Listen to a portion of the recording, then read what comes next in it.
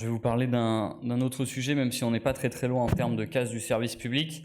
On a déposé avec le groupe La France Insoumise une proposition de résolution demandant commission d'enquête sur les pertes de chance aux urgences, donc l'augmentation des risques du fait du manque de personnel. Emmanuel Macron, en 2020, au milieu de la crise Covid, nous avait dit à Mulhouse qu'à l'issue de cette crise, un plan massif d'investissement et de revalorisation de l'ensemble des carrières sera construit pour l'hôpital. La nation tout entière est derrière reconnaissante. La vérité, c'est que depuis la crise Covid, la situation s'empire dans les hôpitaux, que depuis un an, on a une accélération. On a eu un été 2022 où la plus grande annonce que nous a fait ce gouvernement, c'était de fermer les urgences tout simplement. On a eu l'hiver où on a des enfants avec la pédiatrie qui ont été intubés dans des couloirs. Des soignants nous disaient, même pendant le Covid, on n'a jamais soigné personne dans les urgences. Là, on envoie des enfants se faire intuber dans les couloirs. On a eu des enfants qui ont dû partir à plusieurs kilomètres.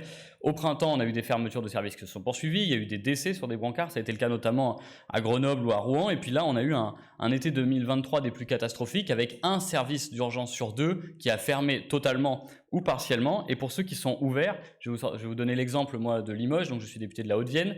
Il y a un service d'urgence qui a fermé à 30 km du grand CHU. Que s'est-il passé aujourd'hui au CHU? On a des gens qui attendent entre 5 et 6 jours dans les couloirs, avec des soignants qui nous disent que c'est quand même inhumain de faire attendre des gens 5-6 jours dans les couloirs sans voir la lumière du jour et manger des repas froids et sans savoir ce qui va se passer derrière. Bref, il y a des conséquences qui sont extrêmement graves. C'est SAMU Urgences de France, qui est d'ailleurs le syndicat de notre ancien ministre de la Santé, François Braun, Marc Noisy, qui dit que c'est accablant et qu'on touche à l'urgence vitale et qu'il y a une mise en danger de la santé des Français. Et d'ailleurs, le même SAMU Urgences de France, dans une enquête, explique que quand vous avez plus de 75 ans et que vous attendez une nuit sur un brancard, vous augmentez de 46% les risques d'y décéder sur ce brancard. Et selon la CGT, entre 1500 et 2000 personnes seraient décédées faute de prise en charge. Hier, on avait la loi de programmation des finances publiques. Donc on pouvait un peu voir quel allait être le plan du gouvernement pour notre santé, donc à travers l'ONDAM, l'Objectif national des dépenses d'assurance maladie. Aujourd'hui, la Fédération hospitalière de France demande un minimum de 5 milliards d'euros, pour 2024. Et autant vous dire que 5 milliards d'euros, c'est presque ce qu'ils vont mettre pour tout l'ensemble des dépenses de la sécurité sociale. Donc il n'y aura pas cet argent-là pour l'hôpital. Et on avait aussi un autre député hier macroniste qui nous disait mais vous voyez bien que les postes ils sont ouverts, donc c'est pas un problème de financement, c'est juste que les gens ils veulent pas aller y bosser.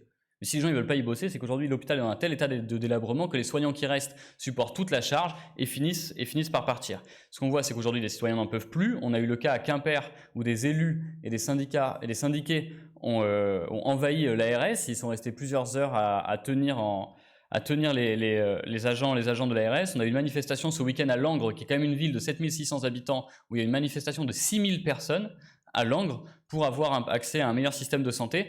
Et nous, on veut aujourd'hui donc une commission d'enquête, d'une part, pour mettre en exergue aussi toutes les défaillances du gouvernement. Parce qu'à chaque fois, on nous dit « oui, mais c'est bon, on a fait ce petit geste, vous allez voir, ça va s'améliorer ». En vérité, c'est que rien ne s'améliore. À chaque fois, on bricole. C'est toujours du rafistolage. Et donc, il faut mettre en exergue la responsabilité qu'a ce gouvernement, mais puis aussi trouver un moyen de réorienter cette politique-là. C'est pas possible, à la vitesse où on va tout de suite finir dans le mur. Et d'ailleurs, on voit bien que malheureusement, leur projet, quand on voit qu'ils sous-financent à nouveau l'hôpital dans le PLFSS, mais qu'en plus, derrière, on voit qu'il y a une hausse maintenant de la participation des Français pour acheter leurs médicaments, et il va y avoir une hausse des mutuelles. On sent bien que le tournant qu'ils souhaitent prendre n'est pas celui d'un meilleur investissement dans l'hôpital public, mais c'est plutôt celui d'une privatisation, d'un hôpital à deux vitesses. Et je crois que, sauf erreur, jamais personne n'a voté pour ça. Et donc aujourd'hui, ils doivent nous rendre le système de santé que nous avions il y a 20 ans, c'est-à-dire le meilleur du monde.